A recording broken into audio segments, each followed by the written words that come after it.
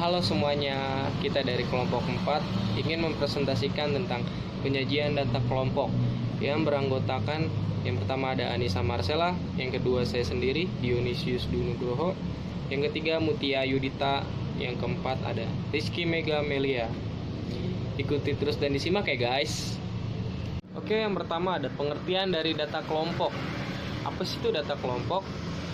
Data kelompok yaitu suatu penelitian yang masih berupa data acak yang dapat dibuat menjadi data yang berkelompok. Maksudnya itu data yang telah disusun ke dalam kelas-kelas tertentu.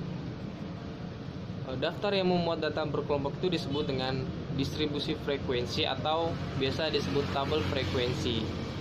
Nah, maksud dari distribusi frekuensi tersebut ialah susunan data menurut kelas interval tertentu atau menurut kategori tertentu dalam sebuah daftar. Merupakan susunan data menurut kelas interval tertentu atau menurut kategori tertentu dalam sebuah daftar. Jenis-jenis distribusi frekuensi. Yang pertama, distribusi frekuensi biasa. Data distribusi frekuensi biasa merupakan jenis tabel yang menyajikan frekuensi dari data tunggal yang terdiri sendiri atau tidak dikelompokkan. Yang kedua, distribusi frekuensi relatif. Data distribusi relatif merupakan tabel yang menyajikan frekuensi dari data yang dikelompokkan. Tiga, distribusi frekuensi kumulatif. Data distribusi kumulatif merupakan tabel statistik yang menyajikan data yang dihitung dengan tambahkan baik dari atas ke bawah maupun dari bawah ke atas. Berikut ini adalah istilah-istilah dalam tabel distribusi frekuensi. Yang pertama, interval kelas atau panjangnya kelas, yaitu merupakan lebar dari sebuah kelas dihitung dari perbedaan antara kedua tepi kelasnya. Dan yang kedua, batas kelas, yaitu batas-batas kelas yang tertulis dalam distribusi frekuensi, terdiri dari batas atas kelas dan batas bawah kelas. Dan yang ketiga, ada tepi kelas, yaitu batas kelas yang sebenarnya, terdiri dari batas atas kelas yang sebenarnya dan batas bawah kelas yang sebenarnya.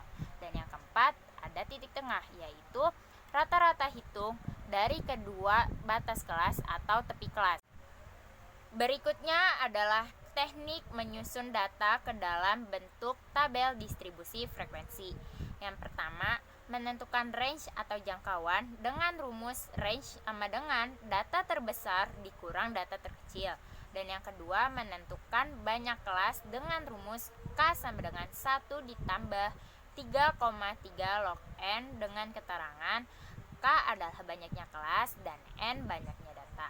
Dan yang ketiga, menentukan panjang interval kelas dengan rumus C sama dengan R per K dengan keterangan C itu panjang interval kelas dan R itu range atau jangkauan dan K banyaknya kelas.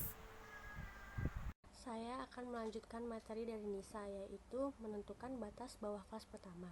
Tepi bawah kelas pertama biasanya dipilih dari data terkecil atau data yang berasal dari pelebaran jangkauan atau data yang lebih kecil dari data yang terkecil, dan selisihnya harus kurang dari panjang interval kelasnya. Dan yang terakhir ada menuliskan frekuensi kelas di dalam kolom turus. Materi yang selanjutnya adalah penyajian data berkelompok ke dalam bentuk diagram. Yang pertama ada tabel baris dan kolom. Tabel ini digunakan untuk data yang hanya memiliki satu kategori atau kelompok saja. Contohnya data yang kita peroleh dari pengamatan, ada pensil, pulpen, penghapus, rautan, dan lainnya.